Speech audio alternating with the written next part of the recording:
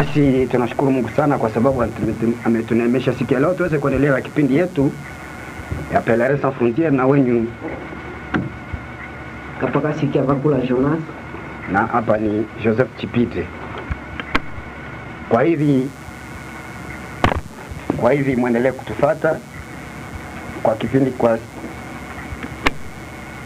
siku ya leo, na mtendelea kutusikiliza, na kila mara mnajua kwamba mbele tuanje tunawatakia usikivu mwema, na tunawaambia ukijikuta kipindi kitaweza kukusaidia unafuata, na tena ukiona kipindi kitaweza kukusaidia unaweza kuhamu na sikiliza nyingine radio, sababu itaweza kukusaidia kuliko yenyewe tutaweza kuambia.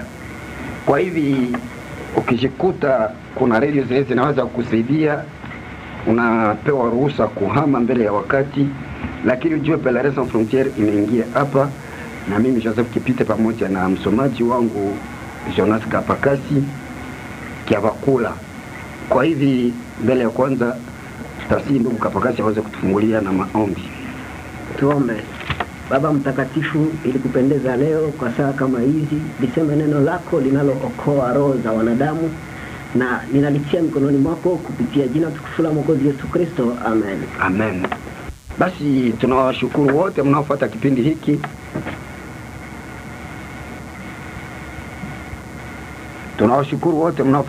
hiki. Mungu aendelee kuwabariki na muendelee kubarikiwa pamoja nasi katika kipindi kwa siku ya leo. Na gesi mtaendelea kutufuata. Tulikuwa na message yenyewe tulikuwa nawaambia siku zilizopita, na hii message inasimamia Timotheo ya pili, na hii verse tulikuwa napenda tuieleze kwa urefu sana, kila mtu aisikie aelewe ni nini tuko napenda tuwaeleweshe. Timotheo ya pili sura 2 andiko la 15. Ndugu naweza kusomea. Dumu kujionyesha kuwa umekubaliwa na Mungu, mfanyakazi asiyeona haya, ukifasiri vema neno la kweli. Hapa tulisema kuna mambo mingi yenyewe tunaweza kuzungumzia juu yake. Paulo alikuwa na mtu mwenye anaita Timotheo, alikuwa anamfundisha nini inahusu maneno ya kuokoka na maneno ya kuamini. Kama atakuwa na mwenendo gani katika Yesu, kama atakuwa na mawazo gani juu ya Yesu, ataamini nini juu ya Yesu, na ataishi namna gani. Paulo akamwambia Timotheo, sikia nyeme na kuelezea, ama kila mtu asikie nyeme na muelezee. Hii maneno inakuambia Timotheo, udumu kujionyesha ya kwamba umekubaliwa na Mungu, mfanyakazi asiyeona haya. Nilipima kuwaelezea siku zilizopita kwa nini tuko na kazi ya kudumu kujionyesha ya kwamba tumekubaliwa na Mungu. Paulo anajua kuna watu mingi wenye hawaya kubaliwa na Mungu. Sasa Paulo anatuambia Timotheo, Chipite, Kapakasi, muko wa kudumu kujionyesha ya kwamba mmekubaliwa na Mungu. Na kujionyesha hii haitakuwa ya siku moja, na kujionyesha hii haitakuwa ya siku mbili, na kujionyesha hii haitakuwa ya mwaka moja, itakuwa kudumu kujionyesha. Na hiki kitu usikisikilie nini haya. Ndio niliwaambia, na niko kwa Radio Espoir, niseme wakati Mungu anatuambia tudumu kujionyesha ya kwamba tumekubaliwa na Bwana, inaomba bananje kutanisha ndani yetu kukubaliwa na Bwana keni kitu cha valeur sana. Na tukijua kisi ni cha valeur, hatutakisikilia haya. Haya inaweza kuwa, lakini hatutaiangaikia. Sababu il nous faut d'abord comprendre, tuanje elewa kukubaliwa na Bwana ni nini, iko na maana gani, iko na valeur gani, inatafuta nini, iko na muhimu gani. Kama hujajua kukubaliwa na Mungu kene kitu cha mkubwa, hauchijui, na kweli utasikilia maneno ya Mungu nini haya. Na niliwaonesha kwa tutaendelea kudumu kujionyesha, na tutaendelea kuvizungumzia hapo karibu masiku zinakuja. Na tukisikilia ile maneno haya, tunaulizwa Chipite, kweli kweli unaelewa yenyewe uko nasema ndio ama hapana. Unajua kukubaliwa na Bwana kama nini, ama sema na wewe haujui yenyewe uko nafanya. Alors Kapakasi na Chipite na wengine wote watu wanasomana wapelereni, watu wakuelewesha tena zaidi pamoja na population. Kwa nini hatutasikia haya kujionyesha kwenye mbele yenu ya kwamba tumekubaliwa na Bwana? Pourquoi mtatukutaka hatuzikisikilia haya? Na watu wanajikuta kitu na basumbua. Tunahatikana wajue kitu tumekubaliwa na Bwana. Mbele niingie pale kwa urefu, nitakamata verse nyingine mu Timotheo ya kwanza. Njoo nitaleta maelezo kwa fatana na Biblia. Timotheo ya kwanza sura 4 mstari wa 15 hadi 16. Inasema hivi: ufikiri maneno haya, ujitoe kabisa kwa maneno haya, kusudi maendeleo yako yaonekane kwa watu wote. Paulo anasema wakati unadumu kujionyesha kwa Bwana, rikuokipe, ubifikiri na ujitoe kwavi. Yani naomba population mimi nitumikako. Muone Chipite kia najitoaka kwa hii maneno na naifikiri, na napenda watu yote waone maendeleo yake.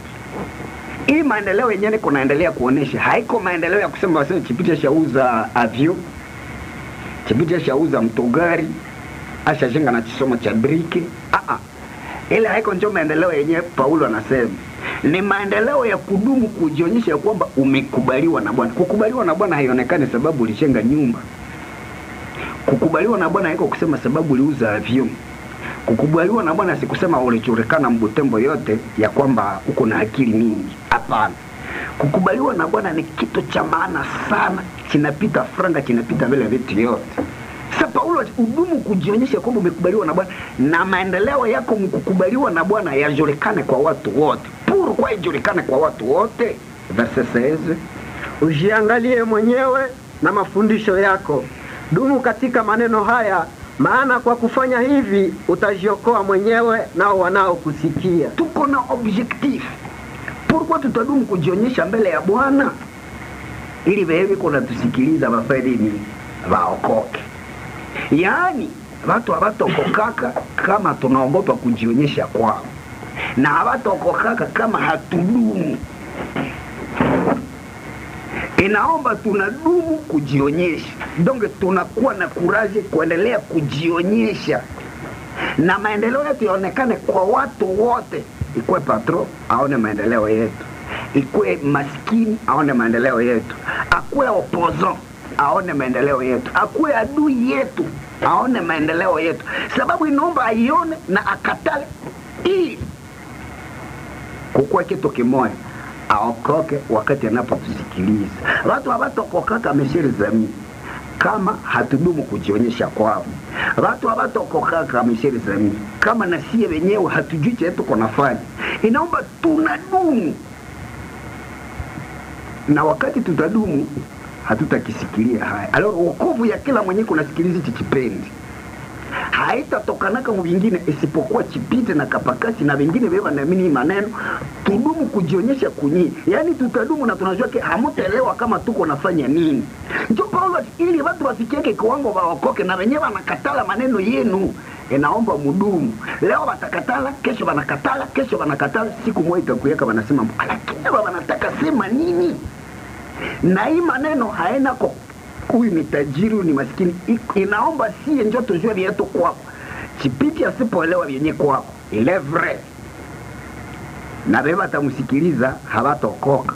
Sababu watu na kini vitu vya haya. Njoo nabambia mesheri zani. Kukubaliwa na Bwana, kuokoka ni cha kuonesha watu bila haya. Sababu gani? Mimi nabambia haya ikiendelea kukukamata ni kusema hauelewa vyenyewe kwako. Si wa Kristo. Wakati tumeelewa vyenyewe kwako, haya haina cha kutuambia. Itakuya lakini itatuambia tukielewa vyenyewe kwako. Niliwaonesha siku ya 5 kwa Radio Espoir, wewe alifataka. Nikabambia kitu kimoja. Wenye zambi hapo wakati wanafanya zambi hapo wasikilia kizambi nini? Haya, tusome ile verse. Sababu wao wanajua chenye wako natafuta. Yeremia chapitre 8 ili tuonesha vitu vya mingi pale. Yeremia chapitre 8, msikie swali yenye Yeremia aliuliza. Yeremia chapitre 8 verset 12. Yeremia 8 verset 12. Wameshikwa na haya walipokuwa wametenda machukizo. Eski hapa baada kunafanya dhambi bali shikwa na haya. Mnakuta mtu kunafanya machukizo mbele ya Mungu. Mlimkutaka nasikia haya. Sivyo. Ambo nini? Sivyo. Baada kunafanya dhambi habasikilia kizambi nini? Haya. Kwa sasa wanaenda kuta hichi piti ya jambo kuokoke kuyambie. Anapenda wenye dhambi watoke mzambi bwana anasikilia haya nini? Maneno ya huko. Maneno ya huko. Batawezeka batalewa namna gani? Hapo puru kwa basikilia yake haya dhambi. Wanajua dhambi kama iko benefisi ngapi? Wanajua na uzuri wa hebu kwa mzambi. Kisha wao unaenda tosha mtu mzambi anajua uzuri wa dhambi, anajua na butamu ya dhambi na vinyata pata mzambi. Wao unasikilia haya chenye unataka mpeleka atakusikia namna gani? Paulo anatuambia dumu kujionyesha kwamba umekubaliwa na Bwana, mfanyakazi asiyeona haya. Pourquoi tutasikia haya? Tuanjelewa vyetu kwako. Hatuteleweshaka mwenye kunafaa machukizo. Yeye na hasikili yake haya nini? Machukizo yake. Endelee. Hawakushikwa na haya wala walipokuwa wametenda machukizo. Sivyo, hawakushikwa na haya wala hawakuweza kuona haya katika uso.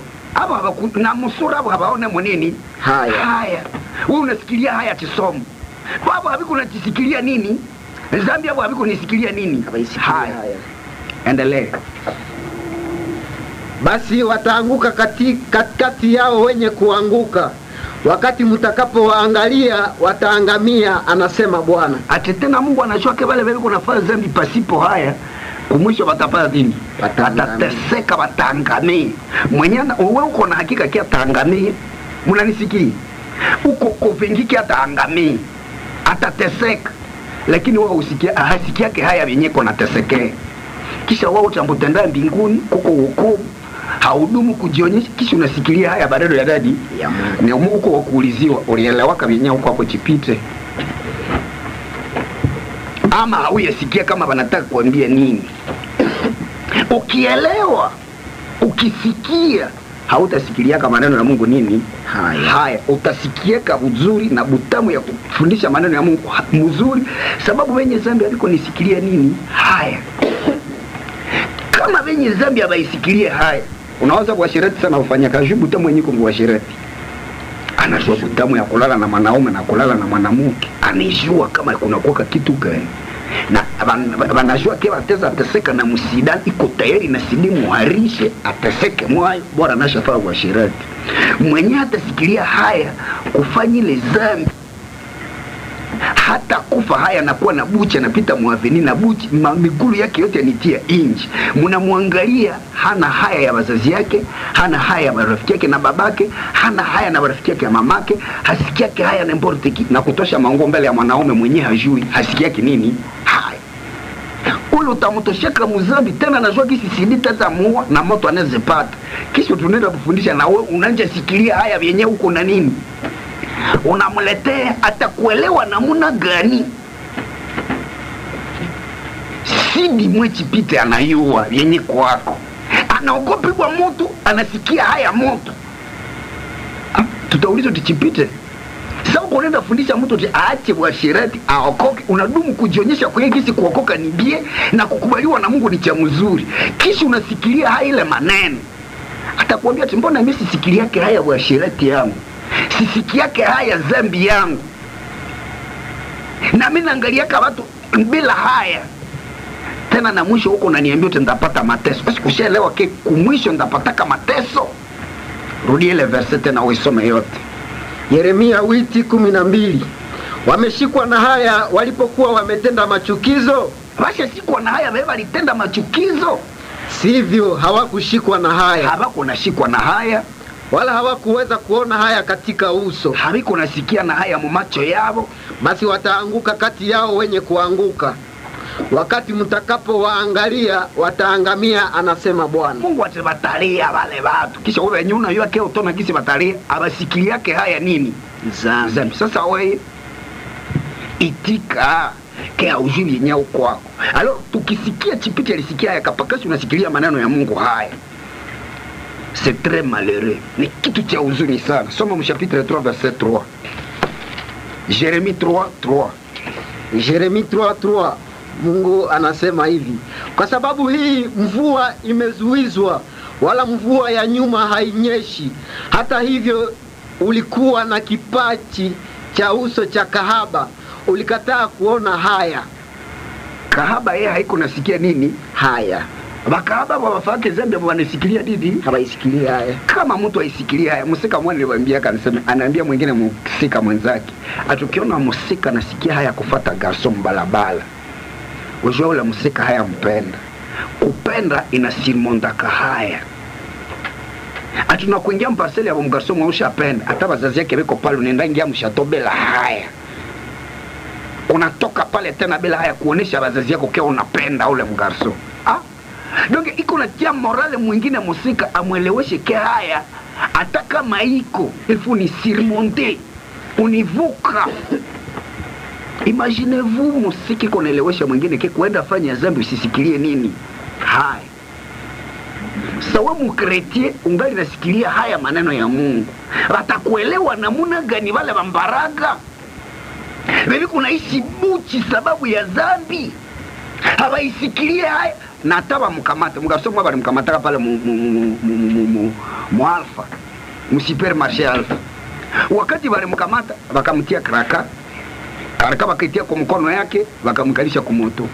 Kwa kuangalia hakose cha kufanya. Alitika kama ni kuhayarika, ahayarike mbele ya population. Watu wakamona nikajua na garso yenyewe, nikasema voilà. Hasikilie haya watu na kufunga macho hakuefungaka. Tukuangalia watu hivi. Donc iko pre kusiporte haya sababu ya kuiba. Sasa unaenda ambia mgarso mwashi tika kupepu kuvumilia haya sababu ya kuiba. Kisha uende mwambie utaache ile haya, wewe mwenye uko unasikilia haya sasa jisomo. Atakwambia ati uko unaelewa vyenyewe uko wako. Sasa sema kichwa chako haina akili. Alors comprenons, tuko na probleme kuelewesha watu wenyewe waelewe chisomo. Wea waelewe Mungu. Wea waelewe wokovu. Hatutawaelewesha kama sie wenyewe tunasikilia kachisomo nini? Haya. Kama sie wenyewe wanatukuta hatujina chenye tu kwako. Inabambia ingine example. Mbele ningie ndani. Sasa unaendaka kumunganga kwa hospitali. Kuko munganga mwenyewe unaweza ambia utasatosha manguo sababu mimi sitaki kutosha manguo sababu watasema mboha ambo mutasha mwanje zungumuza na mgonjwa mtamtuletea yeye sie watu waniri mwanje ongea na mgonjwa ambo sasa unauliza atoshe manguo, tunaangalia mwili ati mimi sitatosha manguo sababu niambana sitatosha manguo sababu ya wapi? Awe mama awe mke kulu mbele ya banganga anafaka nini? Anatoshaka mavazi. Anazitoshiaka nini? Najua uponyaji. Anatafuta najua importance. Unaweza hana haya. Akwa munganga mwanaume, akwa munganga mwanamke, walome wanatoshaka manguo. Sababu haya iko. Lakini istahili kutufa nini? Kututawala deva banganga, deva ugonjwa. Akwa patron. Anafika mbele ya munganga, ambotosha manguo. Anafanya nini? Anatosha makapitula yote. Natupa pembeni. Awe mama akwe mtoto akwe president de la republique banamwambia kama aria tukatuloko muongo iko obligé fa nini? Haitiki. Sababu anajua chenyana meme hata kama munganga ni masikini iko tayari wamtobole shindani aone mwili kwenye atatobola shindani. Atoko na ugonjwa ku viungo vya uzazi iko obligé. Na ukikuta haiko na kamata watu muko bakubauliza polepole. Mungali naelewa chinyeto kwako. Mbona kubanganga mnawezaka? Mbele ya vya Mungu chipiti ukisikia haya. Elewa hauelewa Yesu kama natafuta nini. Haujui vyenyewe kwako. Na leo chisomo tunachisikiliaka haya sababu wenyewe kuna dhambi wanatushinda kwa haya. Wanatuelewesha kitu kwa mwenyewe hatujui. Wanaenda kuonesha kitu somo na wao hauchisikie chipite. Sumbua watu wa Bwana Yesu. Bwana Yesu aliokoa watu wapi? Aliokoa kanani aliokoa sokolo wako. Dongo wanaweza kupatia na likufi wanakuwa na raison. Wanaweza kukanyanga na mtumbu. mpaka tu usikuwa kanasema sema na biko na rezo, sababu wanakukuta wewe mwenye haujui kama uko kubia wapi. Jésus alisema kitu kimoja. Tusome verset mwa Marko chapitre 8. Sema kama vitu vya kuhusu haya. Tusome chapitre 8 verset ya mwisho 38. Marko 8:38.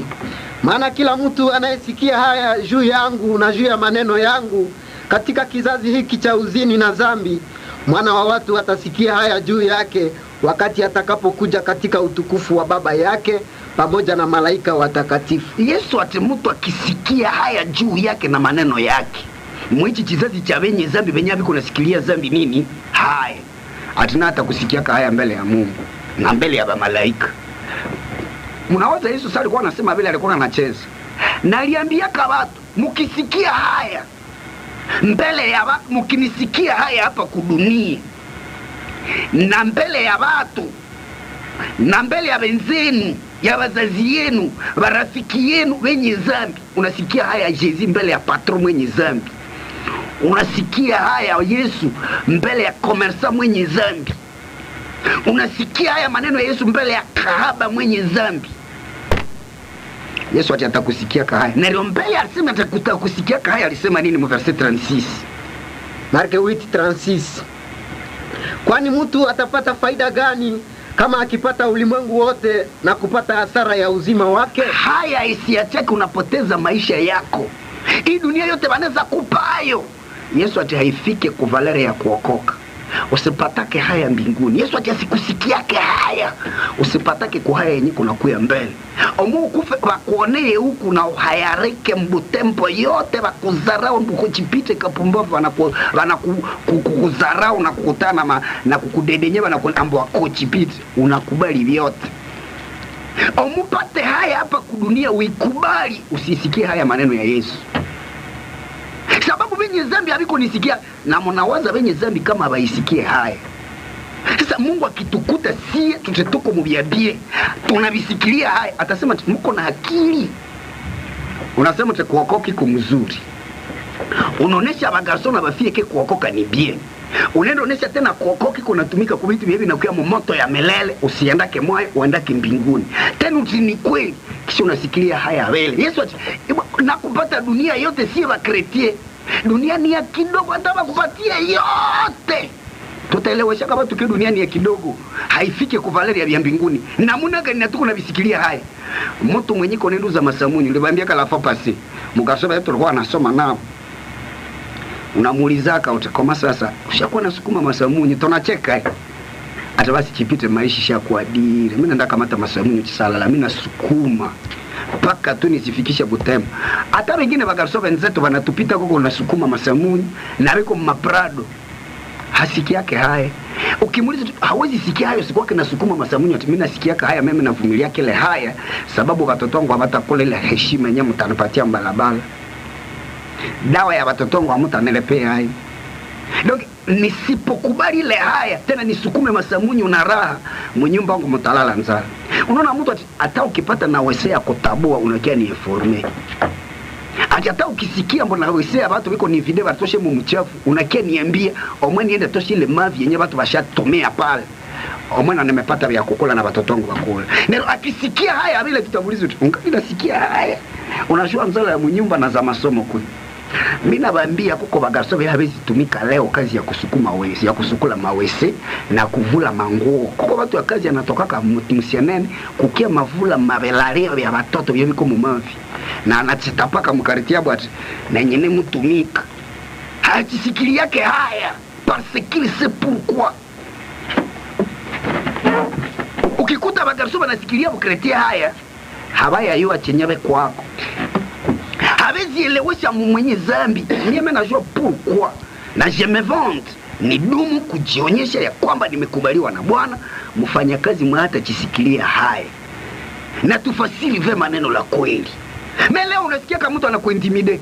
Na siogopake kuambia watu kama chisoma cha Peleruna chisikia chita kusaidia na emission. Funga radio yako. Mimi tutadumu kujionyesha upende usipopenda. Uyiwe Peleregi sina kuambia kuko vya mzuri Mungu na vinapita dunia yote. Ndio ni faida gani kupoteza nafsi yako? Soma verset 37. Marke 8:37. Au mtu atabadilisha uzima wake na nini? Hakuna cha kubadilisha nacho uzima yako. Ni usisikilie maneno ya Mungu haya, iko na importance ya mingi. Soma Daniel 12 verset 3. Watu wengi kunasikilia Yesu haya habayui chetu kwako. Daniel 12 verset 3. Soma hiyo. Nao walio na akili watangaa kama anga, na wanaogeuza wengi kutenda haki kama nyota kwa milele na milele. Soma verset 2. Na wengi wao wanaolala mavumbini mwa inji wataamka, wengine wapate uzima wa milele, na wengine kwa haya na kudharauliwa kwa milele. Wengine watalamukaka makaburi, roho za watu zitakuwa zinarudia katika ile miili, na wakati watafufuka, watu wengine watafufuka kwa uzima wa milele, na wengine watafufuka kwa nini? Kwa kudharauliwa na kwa haya. Kwa kudharauliwa na kwa haya ya milele. Alors ujue usipopata uzima wa milele umeenda mkudharauliwa na kwa haya ya milele. Usipopata haya ya milele na kudharauliwa umepata uzima wa milele. Ndio Yesu anakuambia ni faida gani upoteze nafsi yako upate kudharauliwa na kupata haya ya milele mkupotea? Ndio Yesu atasikia kama watu haya. Alors uko nasikia maneno ya Yesu haya pourquoi chipite sidumu kujionyesha ya kwamba amekubaliwa na Bwana. Kama chipite hizo za kukujionyesha ya kwamba amekubaliwa na Bwana, mumwambie kitu kimoja. Unangoya kudharauliwa na kupata haya ya milele, sababu haujui valere ya uzima wa milele. Jésus ndio uzima wa milele. Na ilifo tunakamata Jésus, tunajua kwa Yesu tuko na uzima wa milele yenye haitishaka. Mimi ukimsikia haya hapa kwa dunia, atatakusikia haya mbinguni ili upate kudharauliwa na kupata haya milele. Kutupwa katika ziwa la moto na haya ya milele. Alors niko natafuta ni wafungule kwa akili zimeshiri za mimi. Tuko na vitu hivi napaswa acha tujitoe, tukubali omwe tuteseke, tuzarauliwe, omwe na dunia tuipoteze. Na tumepata uzima wa milele sababu tukakamata Jésus. Yesu ni nini? Kuokoka ni nini? Anja kusomea Petro ya kwanza sura 4 mstari wa 13 utashuka mpaka 16. Petro ya kwanza sura 4 mstari wa 13. Ndiyo. Lakini kama mnavyoshiriki katika mateso ya Kristo, furahini. Wakati tunashiriki mateso ya Kristo hapa kwa dunia, tufurahi, ili kwa wakati wa ufunuo wa utukufu wake mfurahi kwa shangwe. Ili siku Yesu ataonekana tufurahi kwa shangwe, tusipatikane mohaya ya milele. Ndio wenyewe watakogopaka mateso hapa kwa ajili ya Yesu, nao watapataka kwa haya ya milele na kudharauliwa milele.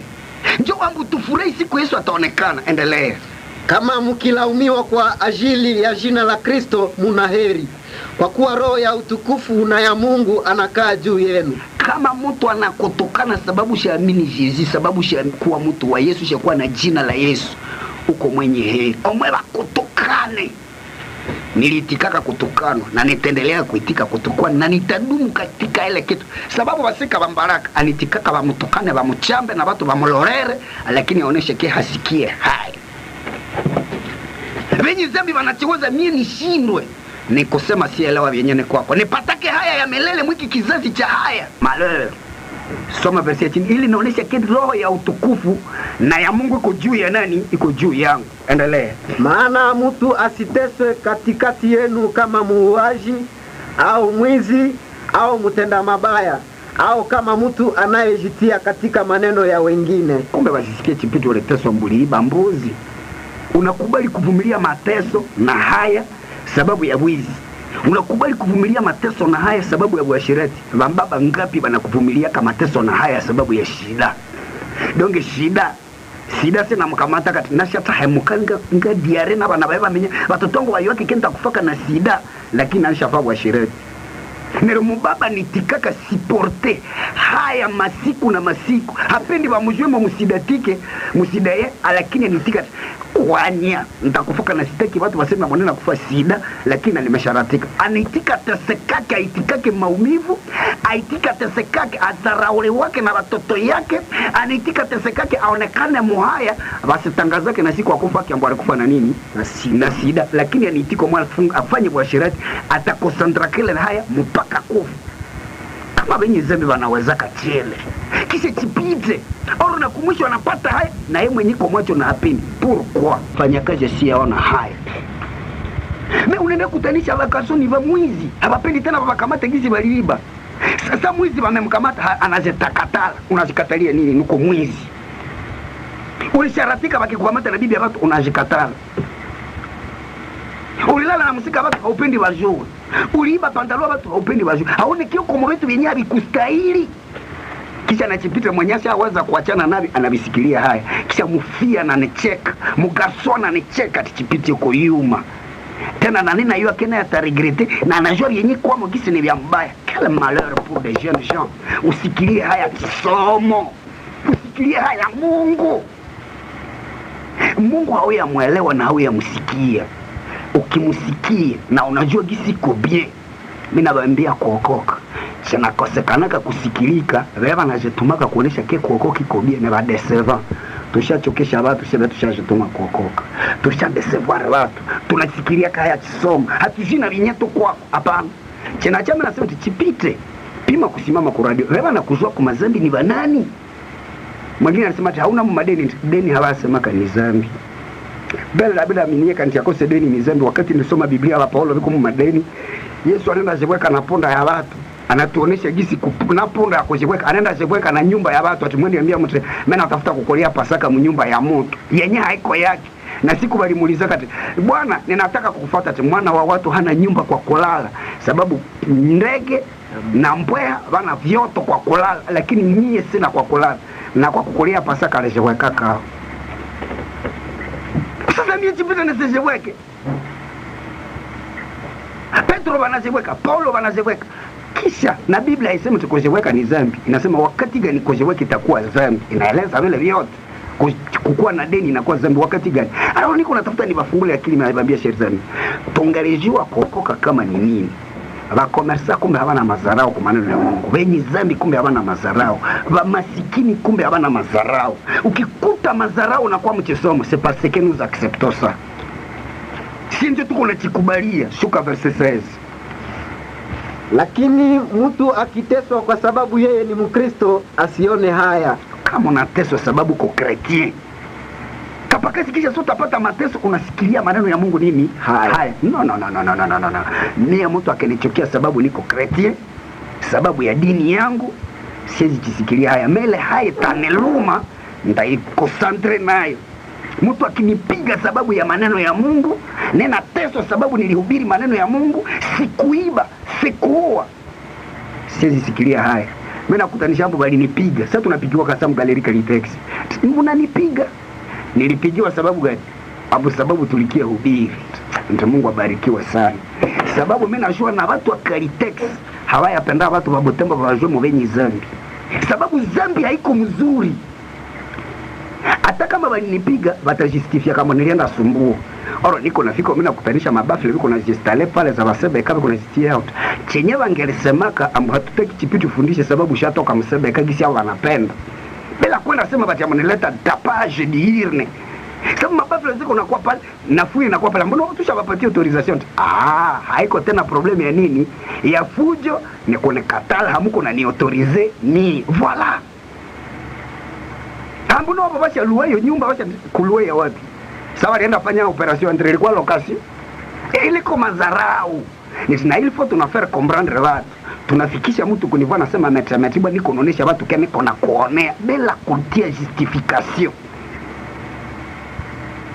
Bila kutia justification. Ndio mimi nashukuria kama Mungu. Watu wengi wananicheka mchipitu kupumbavu. Unapoteza maisha yako bure mkufa nini? Kuhubiri kisomo. Nisina watoto wa watu ngapi wanamaliza maisha kukua walevi, wafuta bangi, wafuta tumbako, washerati. Kile chana chote chapa Butembo tunajulikana. Meza yetu ya kwa babaki Chipiti. Tunajulikana kama tunaribika mnini. Na meza nyingine mimi najua kama watoto kama wanaribika mnini. Mimi naenda kwingine meza mimi nazunguka kwa meza zote tunazijua. Tunajua chanda kila chanda. Lakini kumbe basisikeke mmochanda chenye ilikuwa Chipiti sala yaonekana cheche la mutesa alibaka lapia watu wakampiga simu.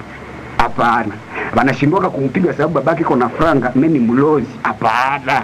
Wanashindwa kumuua bore, mimi lakini ni mwashirati. Hapana. Kuna mamimbo ovyo ovyo nazalaka sanya mapori. Hapana.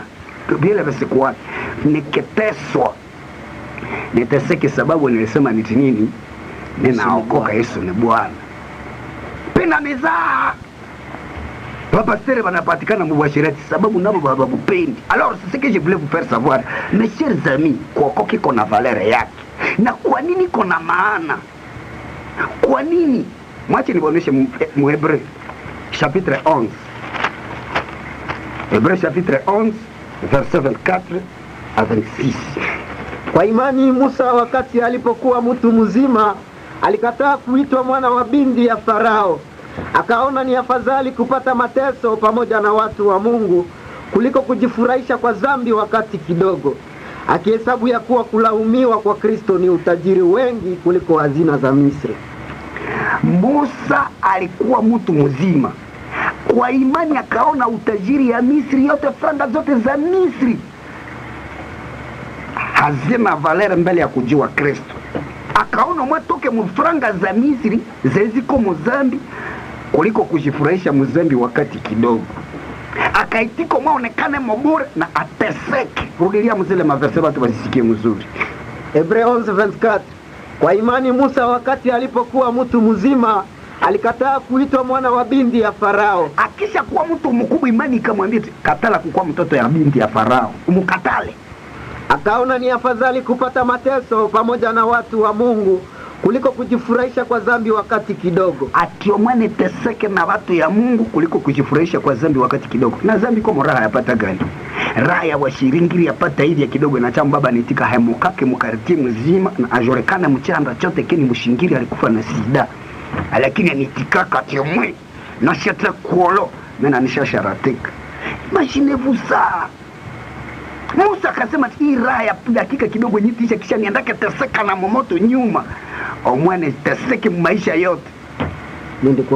Niende kwa mulisha nionekane mbure. Iko natafuta kutuonesha kemu dunia hamu ya kwa ketu. Njoo sasa mimi naona mkomersi kumu chiburi. Sasa watu wamezoka litex. Ndio mtu ananitia mfimbo, ananipiga ngumi. Mimi napendaka. Sababu bila niko mwenye heri kunetwanga ngume tau. Sababu ya Kristo tukuze Mungu. Bila sababu niliiba mkalitex sama ketu. Sababu ni danganya. Na mimi najiuliza mwale nipatie ngume paf. Hajuki zi franga kia zifiki hata kufranga za Moize ni masikini. Mezo kaliteksi haifike kwa Egypt. Mezo zote za hapa Butembo hakuna mwana tuka kwa Egypt. Moize alionaka na wetu bure. Akoma mwakwe mulisha na meokoka. Watu wa mezo kaliteksi. Wametu wa mezo kambale ndaliko. Weko mezo fulani, mezo kabede, mezo zile zote. Watajuaka Mungu na muna gani. Na tuko nongopea mili yetu. Tunajisikilia haya. Kupigiwa ngume kwa ajili ya Yesu yetu ifurahie na tuoneshe kama raha yetu. Watasikia kanini? Moize hakukwaka vile. Alitika tumeni toke mnyumba ya Farao, mwenetese, lakini ndawaonesha kesi zifurahisha si ya dhambi kwa wakati kidogo. Shuka. 26. Akihesabu ya kuwa kulaumiwa kwa Kristo ni utajiri wengi kuliko hazina za Misri. Akaona vile vyote ni bure, haviwezi kuwa kombare na kujua Kristo. Kujua Kristo ni nini? Hautijui sababu wewe unajua Kristo habako. Kila nyama pori na kuyaka tunanganisha jua Kristo. Unajua Kristo? Sais-tu connaître Dieu pour abandonner tout ce qui est dans l'Égypte? Toute la richesse de l'Égypte, il est considéré comme rien. Unajua ile ushingiri bule wako na kukamata. Unaweza mwezi alikuwa na wanamke ngapi wewe anapaswa kwa Egypte wewe anamlelia sababu alikuwa ka vedette. Alikuwa anasoma masomo yote ya kisabote. Unajua ile kama ilikuwa nini? Wamoseka bure kuona tu mirundi bure, kichwa inaharibika. Moize akikukuta atasema ushasikia yenyewe unataka sema. $10 ya watu iko na kutetemekesha paka tu iibe. Mukasoa watu kuona kisi ni mwembamba bie, ubie munene bie, ananona mzuri, sinona kukomera yake. Siwezi. Unaweza Moize akikukuta atasema tunapa ngoro kombri Kristo, sisi tulitikana kuacha vyote. Omwana tumekuwa na ushirika na Yesu. Kuwa na Yesu senepa ni shoza, haiko kitu cha kucheza nacho. Joseph alimpigaka kenda mprizo pendant plus de 13 ans. Omwana ameokoka atisizi soma kwa zile Genèse 33. Genèse 33 ilituelewesha vitu vya nyingi sana pale. Alors unaenda kutanisha nyama poli ya mgarso, hajui kisomo, atimie Bwana Yesu alisema hivi, soma verset 6. Genèse 39 verset 6 inasema hivi: akaacha yote aliyokuwa nayo mkononi mwa Yosefu, wala hakujua kitu alichokuwa nacho ila chakula alichokula. 7. Endelea. Na Yosefu alikuwa mzuri, mwenye uso mzuri. 7. Alikuwa mwenye uso mzuri na mzuri. Français simple. Or Joseph était beau de taille et beau de figure. Alikuwa mgarso mwenye unaona unasema kwa batani. Endelea. Na ilikuwa nyuma ya maneno haya, mke wa bwana yake akaangalia Yosefu akasema, lala nami.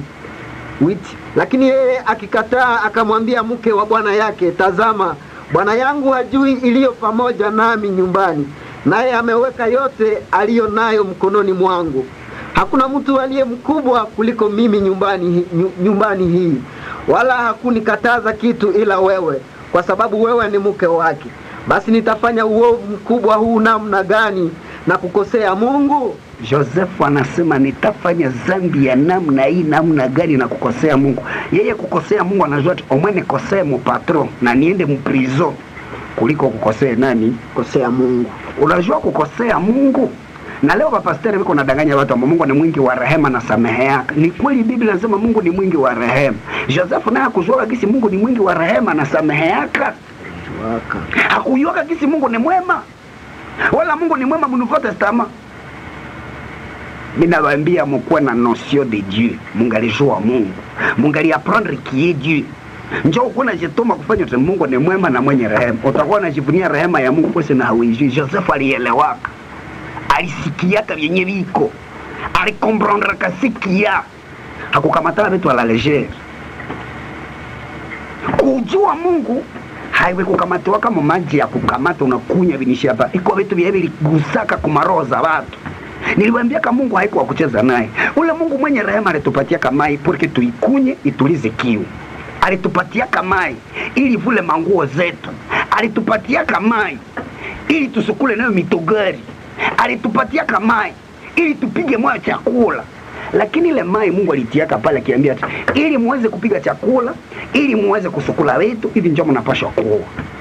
Lakini mtu asiangushie pua wake na kichwa wake mumai na umuue, usimhurumie. Mtoto aliangukia kama mai kukatwa, mai kumhurumiaka. Na mwingine mbaba mrafiki yangu iko natoka mwingine wanabidi yake wanaenda mvini, wanaacha musika iko narembera mtoto. Mtoto anafuatilia musika kumai. Kwese mtoto akaangukia mlimba aduli ya majiwe, shimo ya majiwe wenyewe wanaongolaka majiwe na mko mai mtoto alikufa. Mai haina akili ya kujua huyo mtoto babake mamake alibeba mimba ya miezi 9. Huyo mtoto ashakula madawa. Huyu mtoto ashacha babake halale busiku na mamake. Mai hayo haijui vile umekuya humu. Sisi tunapigaka chakula yenyewe utakula. Sisi tunakunawishaka, sisi tunakupatiaka au kwe bie. Lakini kisi umeangukia humu na pua wako. Unaenda. Mungu mwalitiaka mumaile roho. Alitiaka mwile uwezo plito. Roho ya Mungu haikufia mtoto huruma. Mungu haiko mwingi wa huruma na mwingi wa rehema. Ukishindwa kuamri za mai gisi alitengenezaka hayo haitakuhurumia. Mungu na ni mwingi tu wa nini? Wa rehema na mwingi wa huruma. Cheza na dhambi utendaka moto nayo haitakuhurumia. Nitina nyumba kilungula mnyumba. Unaweza katalia mtu tunapigaga kui moto chakula. Si moto tunayotaka kwa sababu unasikia baridi. Hii moto njoo inachaka chakula tu na hivi. Moto itasema kama ukimbie baba, mimi napiga chakula unakula. Hii moto ukishatia kwa mai, unaleta moto unatia mai kisha kwa moto na unagwala. Inakuangukia yako. Inabebulaka mgulu hizo yake tani wanjole nebeba. Hapana. Comprenez mes chers amis. Mungu ni mwingi wa rehema, amevitoa kwa realite zake kwa kila kitu alicheka kwa. Unacheza na sex atakuoneshaka uzuri yake. Na unacheza na wizi atakuoneshaka. Unacheza na washirati atakuoneshaka kesa lui ne blague pas. Alors niko natafuta bambia hivi. Kusomea Jérémie. Jérémie chapitre 9 verset 23. Jérémie 9:23. Bwana anasema hivi: mwenye akili asijisifu kwa sababu ya akili yake, wala mwenye nguvu asijisifu kwa sababu ya nguvu zake, wala tajiri asijisifu kwa sababu ya utajiri wake. Lakini mwenye kujisifu ajisifu kwa maneno haya, ya kwamba ananifahamu mimi na kunijua mimi ni Bwana. Kitu chenye Mungu naye anashangaliaka mdunia ni kukuta chipicha anajua ke Mungu ni Bwana na anamfahamu Mungu. Mais kujivuna mko na dolari. Comment faire comprendre wewe anajivunia franga ke franga haiko kitu. Hatutachiwezaka na tuko naogopa watu wa franga. Hatutachiwezaka na tuko naogopa watu wa prison. Hatutachiwezaka na tuko naogopa baby kuna mafimbo. Hatutachiwezaka na tuko naogopa kifo. Faut que la mort soit affrontée, que la souffrance soit affrontée. Tujikofronte na douleur, tujikofronte na mépris na haya. Ndio watu watelewa ni faida gani kupata dunia yote ukiteswa kwa ajili ya Kristo usikisikilie haya. Sasa mimi nasikia kama nzoka litext sasa okay endelea kufundisha tenda mprizo sababu hapa wanaogopa prison. Donc ukikamata mtu akalitext enda mprizo na anaweza nyamba na zihara. Ndio bana wazakili njoo mwisho. Alors il faut le faire comprendre que ce que nous cherchons est plus que la prison, plus que makala, plus que la mort. Ndio kama wanaua mtu pale itakuwa ka test ya kuonesha tiba tena tutaendelea na nyie mtona kama mmefanya cha kabambi na sisi tutaendelea kuonesha kile cha kabambi yenyu nacho hatochiona kama cha kabambi. Sababu hawata comprendre kasike nuvulo watatuitaka mubashire kutuita mubashire kama njoo tutafuta baonesha kena kuitiwa mumushire nacho chibitikiwaka bora jue ke kuko Mungu mwana shinda franga yake. Hatukwenda iba, hatukumchokoza, hatukumharibishia kitu. Nous devons prêcher la parole de Dieu. Alors aussi longtemps watu watogopaka kuteso. Aussi longtemps mtogopaka kufundisha makartier. Bana basumbua mkartier. Tunaogopa watu wa makartier. Kinatuambia kitichipita hamu ya jua venyamu kwako. Hapa watu wa kartier mueleweshe ke parole de Dieu inashinda mafimbo zao watawapiga. Parole de Dieu hii maneno yenyewe mko na inapita kwa vile vyote. Njoo ati kujisifu kwetu tusijisifie dolari. Ifo tunaonesha watu wa dolari ke kuko cha kujisifia. Mais kama hatujijui tutaexpliquer watu nini? Daniel alituambia nini? Daniel chapitre 11. Alituambia kitu kingine chenye watu hawaelewa. Daniel 11 verset 32. Daniel 11 verset 32 inasema hivi: nao wanaotenda maovu juu ya agano hili atawapotosha kwa maneno ya kujipendekeza. Lakini watu wanaojua Mungu wao watakuwa hodari. Wenyewe wanajua Mungu watakuwa hodari na kutenda mambo makubwa. Na kutenda mambo makubwa. C'est du peuple qui connaît trop Dieu agiront avec fermeté. Tutaagir avec fermeté, tutatumika kwa uhodari sababu tunajua Mungu. Kujua Mungu ni nini? Yenye tacha kunatumika kwa uhodari bila kuogopa. Ni sababu unajua yeye kwako. Kujua Mungu ni nini? Somea Mithali 30. Alors unaenda kutanisha waseka bure, wagarso bure, mafranga bure zinatetemekesha walome. Parce qu'ils ne savent pas ce qu'ils cherchent. Hawajui Mungu. Kujua Mungu ni kitu cha kabambi. Huyu alisema nini verset 7? Mithali 37. Nimeomba maneno mawili kwako. Usininyimie mbele ya kufa kwangu. Uniondolee mbali ubatili na uongo. Usinipe umaskini wala utajiri. Unilishe na chakula kinachofaa. Nisishibe na kukana na kusema Bwana ni nani? Huyu ati Mungu chenyewe naogopa. Omwani lale nzala nisishibe niambie Mungu nti Mungu ni nani? Yani kusema nti Mungu ni nani ni kitu cha mkubwa sana kuliko kulala na nini na njala. Donge kapakashi unakuchu kuna tanda mia ya nzale shakula chile chiko mzuri kuliko kuambia Mungu tuko nani. Ndio huyu ati kama chile njoche kitanifikiaka ni kutukana Mungu omwani kwa maskini. Endelee. Au nisiwe masikini na kuiba na kutaja jina la Mungu wangu bure. Na umasikini bwana usinifikishe kuiba. Na kama umasikini njoo utacha nisiibe, omwani kwake masikini maisha yangu yote. Wewe kama umasikini utacheka mimi naiba Mungu, nisaidie nisiibake. Yaani huyu anatafuta mbia Mungu ati mimi najua kiko kukosea Mungu ni chakabambi kuliko kufanya nini? Kuliko kulala njala. Kulala njala na kukua masikini. Alors ule anaelewa Mungu namna gani? Kisha wewe ushingiri njoo uko na kokokota. Chinapa ngoro kombrise kia haujui bieriko na haujui lweluko. Mwache bagarso bacheze, mwache bagarso bafanye meza. Tena mimi najua kila garso hayapendaka zambi na hayapendaka bamtemu mwenye zambi. Nishaona watu anasema ati mafusi tuache mazambi yetu lakini muite mwenye zambi kwa watu wiko anakatalaka. Lendi ntendelea na hii point. Ndabaonesha vitu vimwabe moe vinye watu nabo bikwamo. Na ndabaonesha kandi tufanye angalisho. Tusijivunie bubandi, usijivunie Chisomo, usijivunie akili ya Chisomo yenyewe. Vile mimi sionake moketu, tu es voleur, tu es sebeka, tu es témoin de Jéhovah, tu es adventiste. Tu es dans une fausse doctrine, uko mafundisho ya uongo.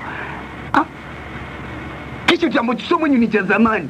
Mimi sionake opale kitu cha unataka niambie. Chikwe cha zamani ni zambi iko na batawala Chisomo yenyewe. Ne bore, hakuna cheuko na tuambie. Lendi nitaendelea tena na hii somo kuonesha watu wanapenda tena itikiwa mwa watu ya Mungu na ni wenye zambi ili hatotitika kawele na watu hata wanaweza ni intimide. Mimi siogopa kawele, mimi najua kawele ni bora. Na mwingine aliniambia atichipite chache na kutesaka, unajua zaka mtu wa Mungu wapeke mbotema, kama hauko mtu wa Mungu ni kuitike.